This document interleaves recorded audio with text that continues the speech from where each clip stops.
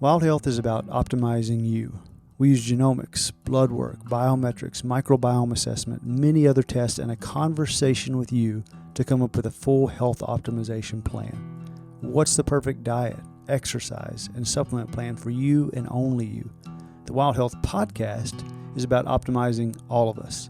Here we cover the cutting-edge science that gives you the base to be able to apply the personalized plan we give you as a patient. To sign up as a patient, go to wildhealth.com. Or if you're a physician or health coach and you want to learn how to do this for your patients, we're happy to help as well. wildhealth.com for all the information on becoming a patient or working with us.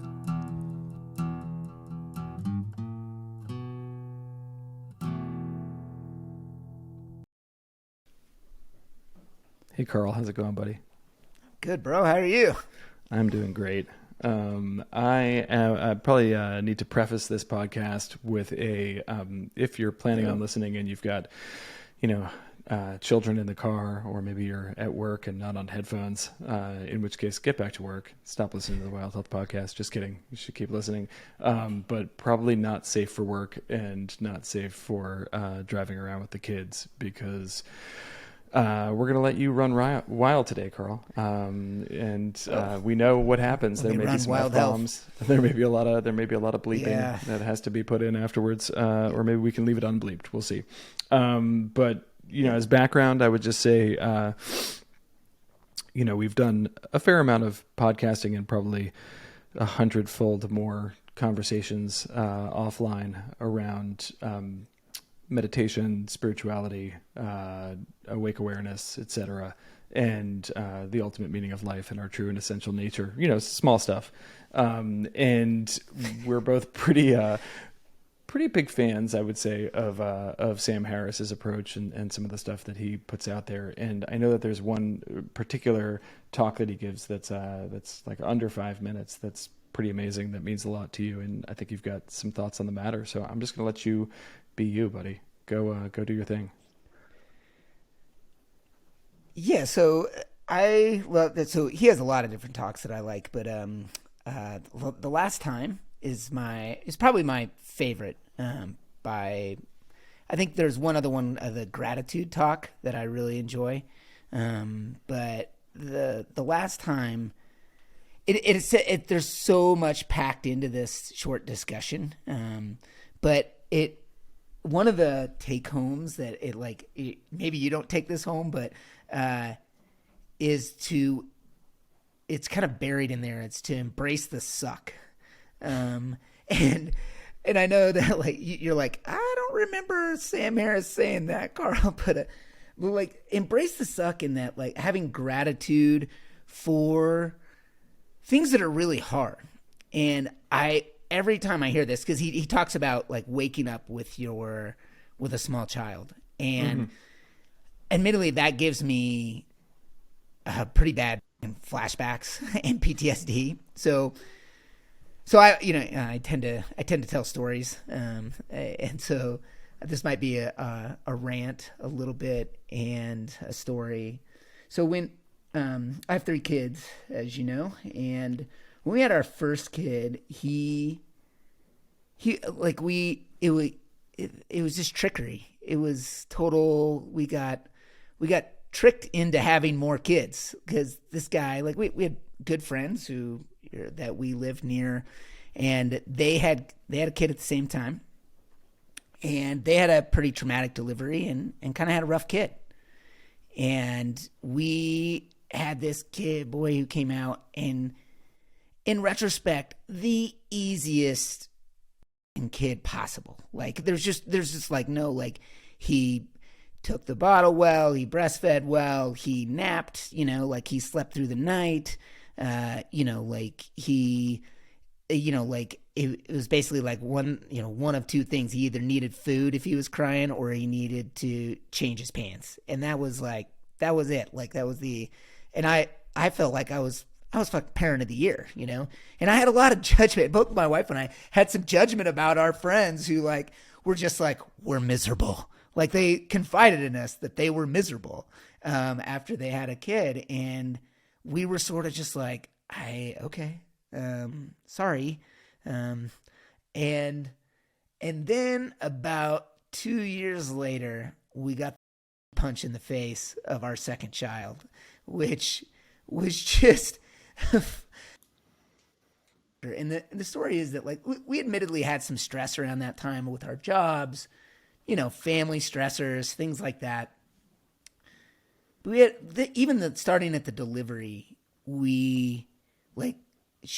our daughter, she just came out, peeling the paint off the walls with her voice and screaming. Like, it was one of those, like, the nurses in the room, are like trying to get out of the room after the delivery as fast as possible, but trying to not be awkward about it. And they're doing like, oh, precious baby. Oh, set a lungs on that one. Oh, precious.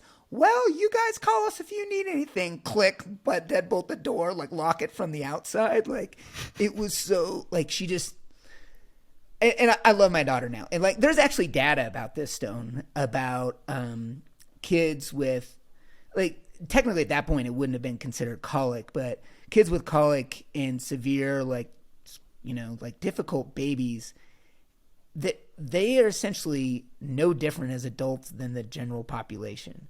But you know who is different after that event? The parents. They're different. They literally have, like, diagnostic criterias for PTSD.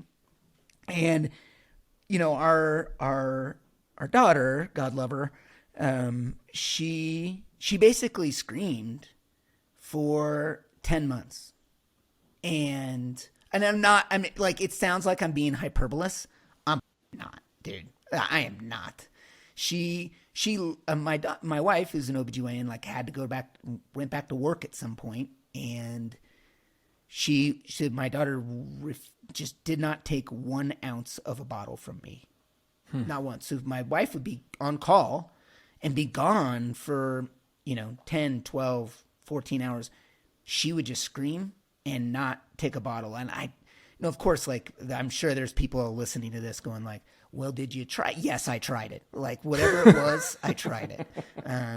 Different sleeps. Like, I ended up getting some chainsaw, like, headphones, noise canceling, like, headphones.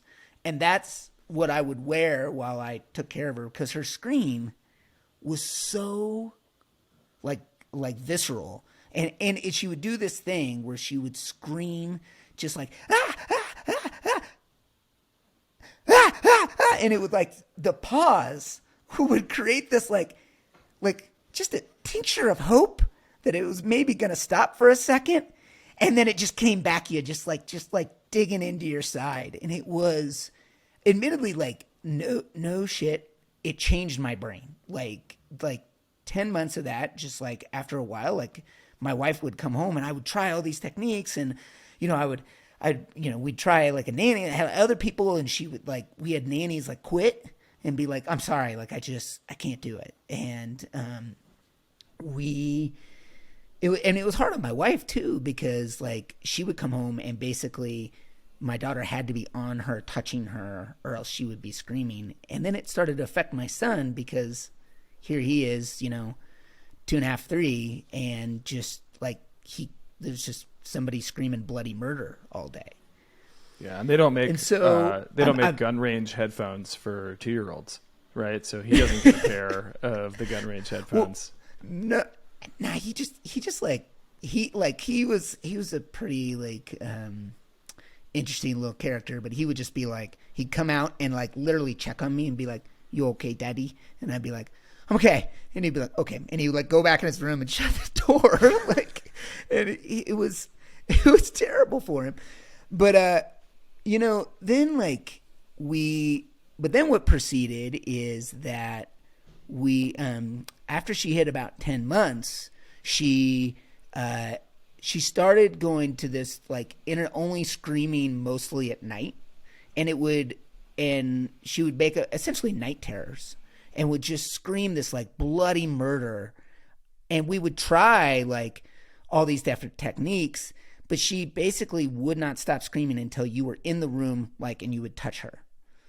And so it would be like 2 a.m. in the morning, just go from 0 to 120 on the screamometer, and would just like set you up from the dead of sleep, like miserable. And so what my wife and I eventually ended up starting doing, and it would wake up my son, and then his sleep would just disrupted, and like I was working in the ER a lot then, and so I'd be working shift work and be all over the place. And so what we ended up doing is, as parents, we decided like my wife would be up with my daughter at night unless she was on call, and then she would wake up every morning at 4 a.m. and be up for the day.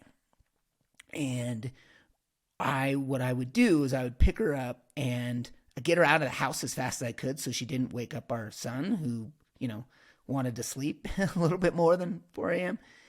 And I'd put her in our car and I would drive around the town until Albertsons opened up. And then I would put her in and she would scream in the car, but it was dampened. It wasn't so bad, but I would then put her in a cart at Albertsons, and we would just go back and forth in the aisles, and I would just walk up and down the aisles in Albertsons. It's funny, so I would like be the person there as the doors were opening, because I was just sick of just driving around in the dark, and the Albertsons guys got to know me, and I would be sitting at the door, and they would give me the, "Hey, what's up, dude?" the head nod, like, "Hey, how you doing, bro?" And over like months, those guys got to be like it was like respect. "How you doing, buddy? Like, you good?" And like occasionally she would scream, but mostly I could like pick up the speed of the cart. And I basically did this every day until she was about 3.5. And so wait a minute. Well, not every, like if I was working overnight, yeah, sure. years. But let's say more days than not, you did this for years. Oh, yeah. You got to Albertsons at opening hours after driving for a while just to put her in a shopping cart so she wouldn't scream. All right. Were you familiar with embracing the suck at that time, Carl? No. And if you would have said that to me, I'm pretty sure I would have punched you in the face. Like, I mean, I would have taken you out like Southern Haymaker style, off camera. You would have just seen a fist to the skull. No, like I couldn't. And honestly, like this whole story I'm telling, this rant is there's a gift here. There's multiple gifts here that everybody's like, "I don't hear a gift, Carl," but can you get to the gift? The gift is this is what ended up driving me towards the process of what is now, like we can phrase it whatever, it drove me towards meditation. It drove me towards changing my life and trying to reclaim my brain, because I became so negative. And the funny thing is now is I look back, and I know that sounds like delusional, but there's things about that I miss. And there was a time, I don't know when it was, where she's just stopped doing that. It was around 3.5, 4. There was like a night where she slept till like 5 a.m. and woke up just without crying, just woke up like a normal kid. And without like screaming. And I'm not talking about crying. I'm talking about blood curdle scream.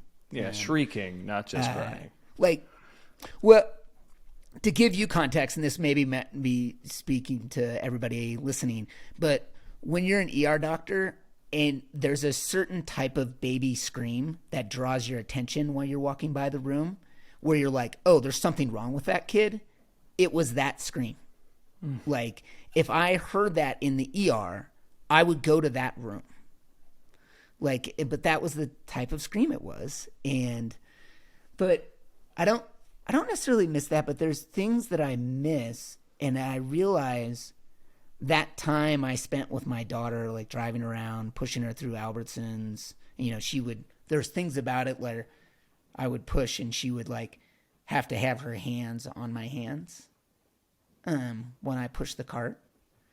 And, you know, she had those like, you know, fat kid hands, like where they were like dimples on the knuckles, you know?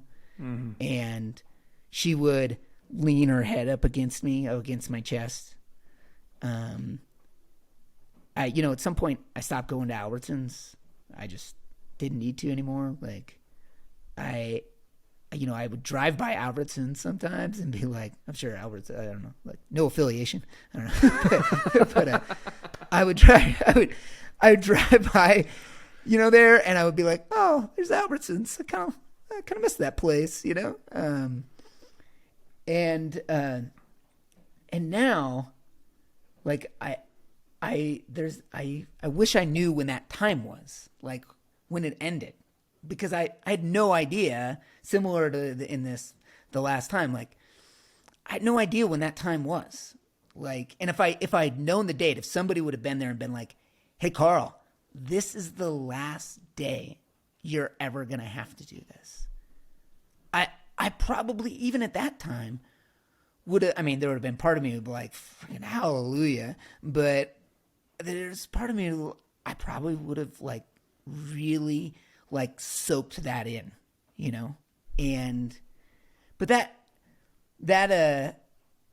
you know, that just knowing that everything is limited, right? Everything, even the suck, is limited.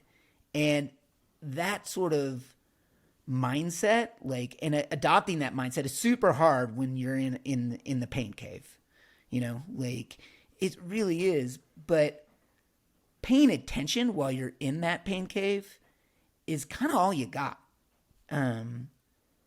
You know, which kind of brings you to that whole discussion around mindfulness, and that it allows you to stop and being present in that moment, and not with your head stuck in your ass thinking in the past, or like up in the air thinking about the future.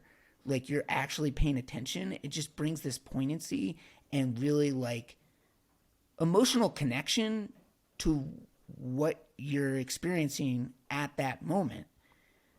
And I think like now it's the same kid. She does this thing, and she's like a lovely human. Like she's great. She's totally a goldfish. Like if something bad happens to her, she's upset for like, you know, like a normal kid for a hot second. But she bounces back. She'll even say to me if I'm upset about something and be like, "Oh, Daddy, you don't need to like torture yourself with that, or it's okay." You know, like she says things like that on a regular basis every morning. And this is so now, you know how she wakes me? Like I get up in the morning, I'll be walking down the hallway, and if she is in the kitchen before me, it is a full-on sprint, jump, and like almost like mid-air tackle, wrap up my face, like squeezing hug. No shit. Like that's how she like greets me in the morning. And what's happening now, and that's been going on for 2.5, 3 years.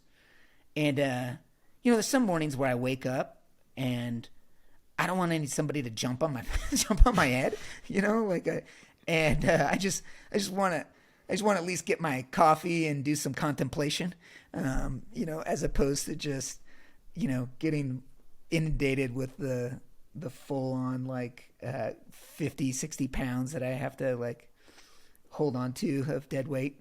But what's happening now is there's times where she's not doing that. She's been doing it for 2 or 3 years. And there's been days that's gone by that she hasn't done it. Which feels crazy to think about when you think of it sometime. I mean, she's 9. She's not going to run and jump and expect me to lift her up. And maybe there's a point where I'm not going to be able to. Yeah. I'm a wiry bitch, but there is some point. No, that's one of I think that's one of the examples. And just for folks who haven't listened to this talk, we'll put a link, we'll put a YouTube link into the show notes so you can check it out if you haven't heard it. But one of the things, one of the examples that Sam Harris gives is like the last time you'll pick up your kids, and that there will probably be a last time, and you won't know when that last time is. Although certainly when the daily run, jump, assault starts to turn into non-daily, that's an indicator that it's probably coming, Carl. But it's I can 100% relate to exactly that, because my younger one is 12. Not every night, but still, like, not infrequently, when it's time for him to go up and go to bed, I'll say, carry me upstairs. And we've moved from like in my arms, because he's 12 and he's probably like 95 pounds, to a piggyback ride.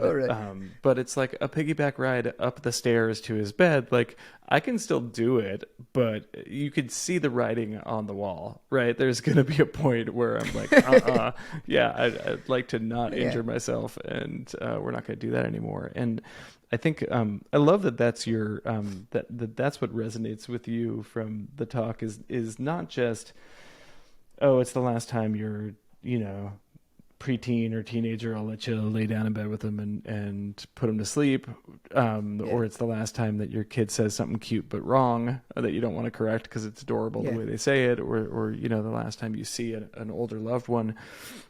I think that's all an incredibly valuable perspective, and if you really want to get terrified, you can go online and look at like how many times you're going to see your parents statistically before they pass, or how many weeks are left in your life if you have a 90-year life expectancy and you're that fortunate. So there's lots of ground in the moment, and really be grateful for what's happening, lessons in both that talk and other resources. But I think it's, I think you kind of hit the magic of it, which is even the things that don't objectively seem wonderful and sweet, and things that you would cherish, those things are also going to end, and you aren't going to know when they end, and you might end up missing them when they end. Maybe not the day after. I bet you didn't miss going to Albertsons the day after you had to go to Albertsons, but there were a lot of special moments bundled up in the pain cave there. My kids didn't sleep. Second one came out of in the delivery room and was shrieking. That we were like, oh no. There's definitely some. I don't think we didn't have it quite as bad in terms of the duration of torture. But I can relate. And we were not lured in. The first one wasn't easy. But it's amazing those things you miss, the little dimpled fat hands. And my older one had this habit where he wouldn't go to sleep for a while without having a pacifier in his mouth and holding both of your earlobes and then massaging your earlobes like pretty forcibly. And it was maddening. It was like just having toothpicks put under your fingernails, torture. And, I think back about that now, and I remember that it was really annoying, and yet it was like such an incredible 100% focused connection, right? His entire world was just staring at you, holding your ears, right? And there's something beautiful about that too. So, I think really is such a cool thought trail to go down, and such a great lesson to bring into the rest of your life. I just have one question, which is like, and then you guys had another kid? Yeah. No, I was actually saying, and who, like, by the way, like, because my wife was taking my daughter to a ski race this weekend, and he usually wakes her up in the morning. You know how he woke me up this weekend? As riding me as a pony, like right on me, just like going with like, yeah, daddy, yeah. And I was like, it was right at daylight savings time too, which we all like, I couldn't figure out why I was so confused. It was like right in the middle of my REM sleep. Yeah, no, we had another kid. There was some, I had to be convinced, as you can imagine. It was yeah. I don't know. We could talk about that some other podcast. Yeah, so that was what I want to talk about the last time. It's in embracing the suck. I love it. Thank you for sharing. Thanks for definitely blowing up the PG rating of the podcast today. Yeah. And we'll either do some heavy editing or we'll just let that initial disclaimer work for us. We'll leave that to people with more important positions in the company. But thanks, man. I appreciate this. Right. And for anybody listening who has stuck with us and hasn't listened to this particular talk, it's like 4 minutes and something seconds, and it is one of the best 4 minutes you'll spend listening to something. So make sure you check it out. Link will be in the show notes. Thanks, Carl. Thank you. Hey everybody, a quick note about our precision medicine training program. It's been a really popular course. We're constantly hiring health coaches and physicians, but we're only hiring them as we grow if they're trained in precision medicine. You don't get that in medical school or other places. And so we've developed this training program, and we've completely revamped it recently. It's a lot more robust. So now there's still over 50 hours of live synchronous training. There's also all the asynchronous credit, over 50 hours of content. And as a physician, you get about 50 hours of AMA Category 1 CME credit, which is a nice benefit. For the health coaches going through the training program, it's now accredited by the National Board of Health and Wellness Coaching. So graduates are going to meet the requirement to sit for the board exam and become board certified health coaches. So there's a lot of benefits to that, not just the certification, but also when it comes to things like insurance reimbursement. So it's a really robust program. If you're a physician, a nurse practitioner, a PA, or someone that just wants to be a health coach, it's open to all of those categories. There's the 6-month program that's kind of the full program. And then we also have just a fundamentals of precision medicine course, which is completely on your own. It's online. It's all asynchronous. You still get the 50 hours of AMA Category 1, but it's self-paced, and you still have access to the online community, but not all the synchronous lectures as well. So if you're interested in checking that out, go to wildhealth.com/education, and we'd love to have you as part of our next class.